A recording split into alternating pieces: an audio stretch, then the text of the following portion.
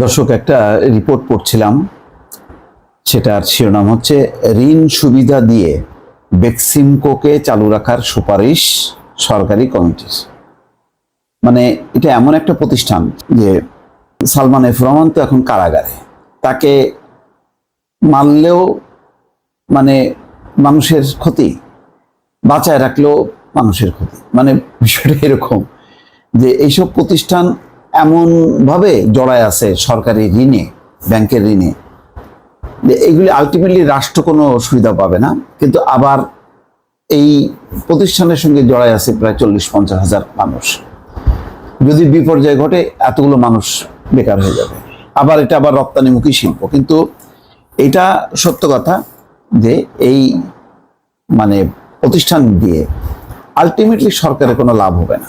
এগুলো হলো লুটপাটের কাণ্ড কারখানা বা কারবার। এতে সালমান এফ রহমান এই সমস্ত হাজার হাজার শ্রমিক কর্মচারীর কথা বলে এগুলি বাঁচায় রাখবে সত্য, কিন্তু রাষ্ট্রকে এটার জন্য খেসারত দিতে হবে। মনে হচ্ছে এমন যে বেক্সিমকো হচ্ছে রাষ্ট্রীয় প্রতিষ্ঠান, যে রেল মনে করেন, রেল বন্ধ করে দিলে কি হবে? হাজার হাজার রেলের কর্মচারী হয়ে যাবে, তারা মানুষ যোগাযোগ করতে মানে পারবে না। তার যে প্রান্তিক লেভেলে যাওয়া আসার জন্য সহজ ভাড়ায় সেটা বন্ধ হয়ে যাবে, ক্ষতি হবে।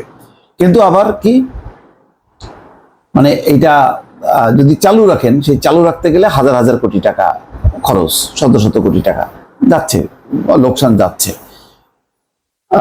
বিমানের ক্ষেত্রে হয়তো কিছুটা মেলে। তো বেক্সিমকো হচ্ছে ওইরকমই, মানে সরকারি প্রতিষ্ঠান, যে প্রতিষ্ঠান হচ্ছে আপনার রাষ্ট্রকে, জনগণকে খেসারত দিতে হবে।